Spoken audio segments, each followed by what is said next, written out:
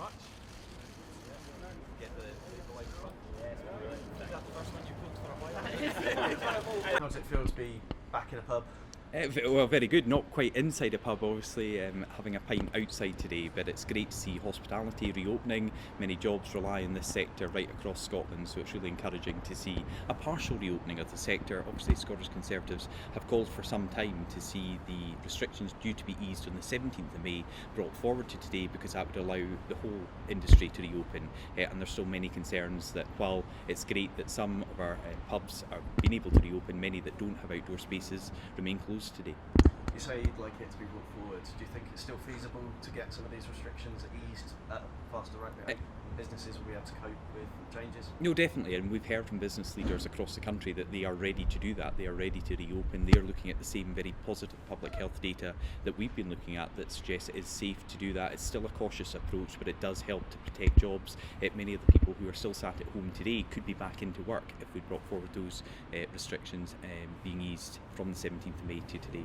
You're not concerned that going too fast might cause another spike? No, I think those concerns were levelled against schools potentially reopening, and we were told there would be a big spike in cases, and that didn't happen. So again, we've looked at this cautiously and safely and have seen from the public health data that even when we have seen an easing of restrictions, it hasn't necessarily brought an increased number of cases, and certainly not brought an increased number of people in hospital affected by COVID-19, because of course the vast majority of people of the most vulnerable have now been protected, not just with the first vaccine but both doses.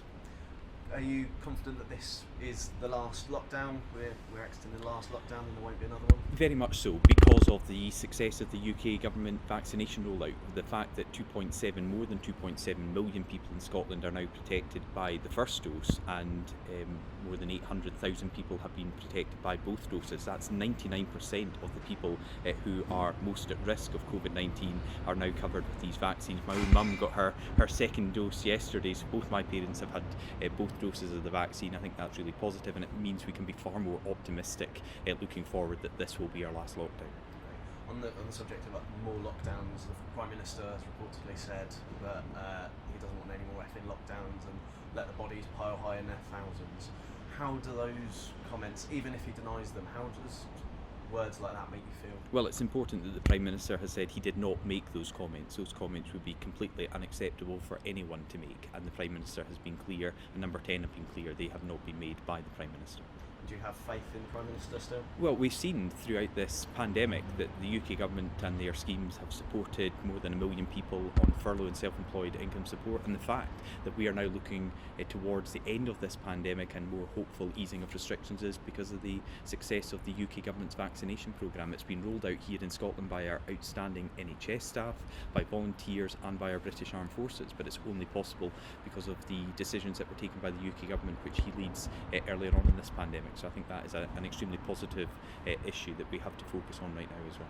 In the event that those comments are found to be true, that he did say them, can he continue? Should he resign? I don't think those comments are suitable for anyone to make, but the Prime Minister has been very clear he didn't make those comments. So just to be clear, if he did make them... Well, those comments wouldn't be suitable for anyone to make at any level of government or any elected representative, so they are absolutely wrong, but the Prime Minister has been very clear he did not make them. And looking forward to the rest of the campaign then, I think it's 12 days to go. How are you? Was it 12 days? Sorry. Dub that in, whatever it is. X number of days. Yeah. How are you feeling? Are you confident, and what have you got planned for the rest of it? Really optimistic. We're getting really good feedback. People understand that by voting for the Scottish Conservatives on their party list vote on the peach ballot paper, it means they can stop a SNP majority, stop that second independence referendum, and get us focused on our recovery and rebuilding. And that's what everyone wants to see the next Parliament, absolutely laser focused on our recovery, because it's so important to protect people's jobs, to improve our educational standards, to have infrastructure growth right across the country, and invest in our NHS. And the Scottish Conservative have set out bold, ambitious plans to do exactly that.